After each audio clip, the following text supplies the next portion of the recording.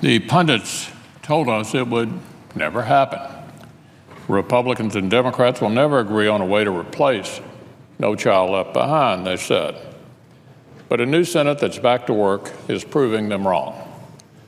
We're poised to pass bipartisan legislation that would replace an education law that no longer works with significant education reforms that will work.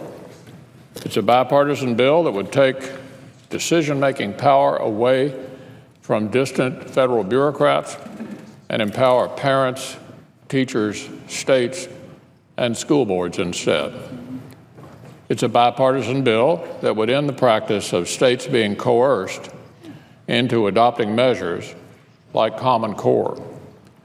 It's a bipartisan bill that would substitute one-size-fits-all Washington mandates for greater state and local flexibility.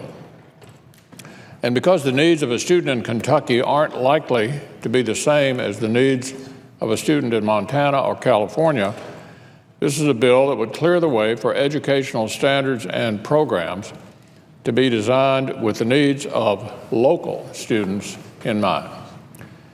In short, the Every Child Achieves Act is aimed at helping students succeed instead of helping Washington grow.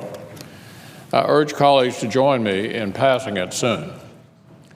That would be a big achievement for our kids, and it would be another reminder of what's possible in a Senate that's back to work for the American people. After all, what did our constituents see in this debate? They saw senators they sent to Washington, regardless of party, having their voices heard. They saw senators working across the aisle. They saw senators of both parties offering amendment after amendment and then voting to adopt many of them. On this bill alone, the new Senate has already taken roll call votes on 17 amendments. We expect to take up to 6 more today. Just to put that in perspective, the new Senate will have taken more amendment roll call votes on this single bill alone than in the old Senate took all of last year on all bills combined. That's something we should all want to celebrate, because it means the voices of the American people are being heard again here in the Senate.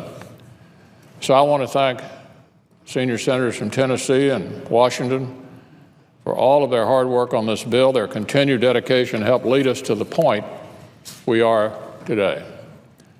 I also want to acknowledge the efforts of the House of Representatives on this issue. The Republican-led House has passed legislation to address this issue the past few years, but the old Senate did not act. This year, a Senate under new management is poised to finally do its job. We look forward to going to conference with the House on this issue, but first, we must pass the bill before us. So let's keep the productive momentum going. Let's pass this bill. Let's place No Child Left Behind once and for all.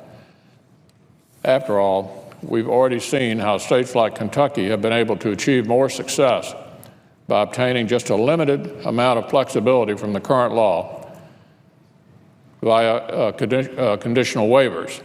Just imagine what Kentucky and other states could achieve when fully empowered to do what's right for their students.